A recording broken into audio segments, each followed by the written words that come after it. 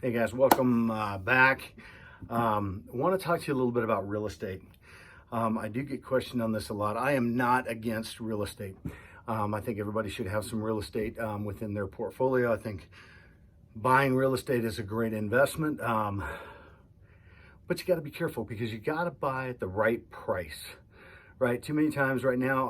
I will tell you right now, across the country, there are certain pockets of the country where real estate does not make sense because real estate is priced way above what it should be, and we call that a bubble, right? When it's priced way high, and people start buying up the real estate. When that bubble bursts and they lose, the housing market drops and the price of that home drops, you're going to be upside down. You're going to be in trouble really quick. Give you an example. You buy a house for $500,000 in today's value, and what happens is you put $200,000 down on that house. The house drops. The market value of that house drops $400,000. You just lost $100,000. You just pissed away $100,000. So you're gonna, will it recover? Yeah, it'll recover, but it'll take some while. It'll take a time to get there. So if you're gonna buy real estate, you got to make sure you're buying it right. Okay. You got to get into real estate deals where people aren't really necessarily taking care of the property, right? They've kind of let it go a little bit. And so the property itself is devalued simply because it's going to require a lot of work to go in and rehab that property so that you can either rent it or flip it, right? And that's buying it right. The problem is today, the real estate market in certain markets is really hot, and people don't care if there's things wrong with the house. They'll buy that house anyway, overpay for that house, and then dump a bunch of money into it to fix it up. So I think real estate is an incredible investment. Certainly a lot of millionaires have been made off of real estate, but a lot of people have gone broke. A couple of people that I knew personally, one guy, lost $2 million worth of assets because he was over leveraged on his real estate deals, right? He'd buy a property and then he'd get a HELOC on it, right? Or a home improvement loan on it, or take a loan out against it, refi it, cash out of the equity in the house, and then use that to buy another property. And that's called leveraging, right? So a lot of people will do that. They'll go in and they'll buy all these properties, and what they'll do, they start with one, they put a substantial amount down on it, fix it up, rehab it, get it rented out, and then they'll have it reappraised.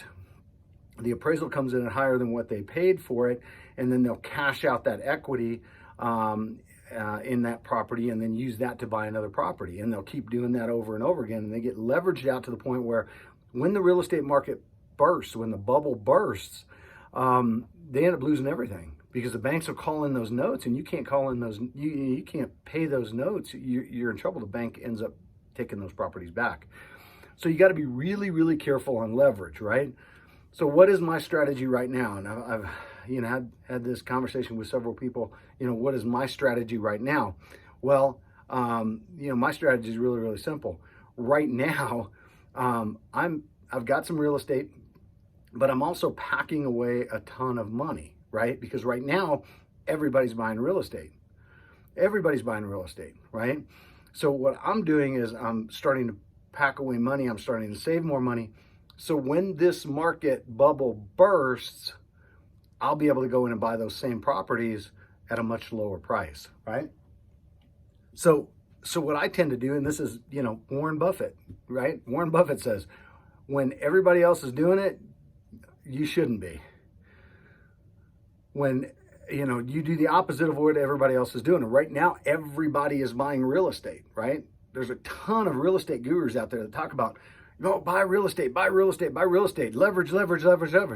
Guys, for some of those guys, what you're doing is actually, you're starting to prime the pump for them so that when the market bursts and you lose that property, they come in and buy that same property for a lot less than what you paid.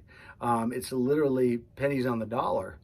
For that property because those properties are going to foreclosure, and that's what those guys want. Those hawks want those foreclosed properties. So yeah, there's always a push and pull in the real estate business, and this goes back to what I was telling you before about the game, right? The game. Don't be used as a pawn for somebody else.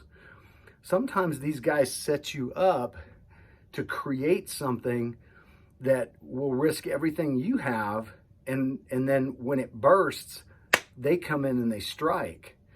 This is part of the game that people play, and I'm going to be doing a whole series on the game. Again, I'm working on my book right now, but there is an entire industry built up around manipulating and using people to strategically get them to invest in things that they can then cash out of, or for them to, to inflate something to where when it bursts and everybody loses things, they come in and they buy it at sacrificial prices.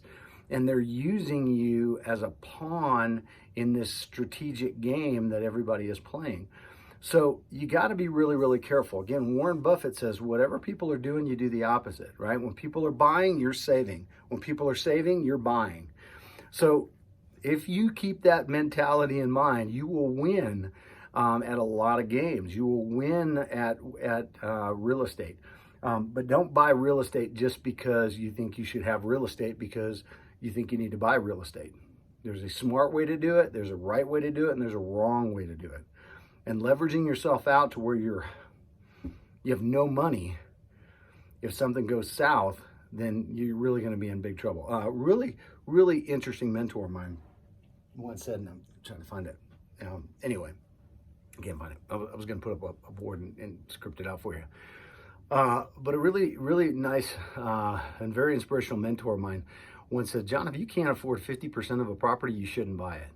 And 50% of a property, even if the market drops by 50%, if you can own 50% equity in that property, you could still make the payments on that without going broke. The problem is most people are leveraged out to the hilt. And if they don't have a renter in there that's making that mortgage payment for them, and most people are trading those dollars, right? They're trading those dollars. They're, they got a $1,300, $1,400 mortgage. They're getting $1,400 for that property, and they're using that to pay the mortgage. Well, the problem is if that renter goes out and all of a sudden the market collapses and you can't find a renter, you're not going to get $1,400. You got to bridge that gap between $0 and $1,400 to make that mortgage payment. If you're not making $5,000-$6,000 a month personal income to where you can afford that property, you shouldn't buy that property, because you're gonna and one property is usually not that bad. 2 properties tends to be a little stretchy, but when you get into 5, 6, 7, 8, 9, 10 properties, and you've got over $20,000 worth of mortgages that you have to pay, one little hiccup in that, and you're in trouble really, really quickly. So you got to be smart on how to play this game, and don't listen to these so-called experts out there who talk about massive leverage. Is real estate good? Yes. Can you make money in real estate? Yes. Should you invest in real estate? Yes. If you can buy it right and if you can do it right. And leveraging yourself out to where you basically pull all the equity out of a house or out of a property, and then buy something else that you pull all the equity out of. When you have 10 properties with no equity, guys, that's a negative personal wealth. That's a negative, for you. Because when something happens, you're in really, really big trouble really, really quick. And I tell you right now, my personal philosophy or my personal belief is there will be a bursting in this housing bubble.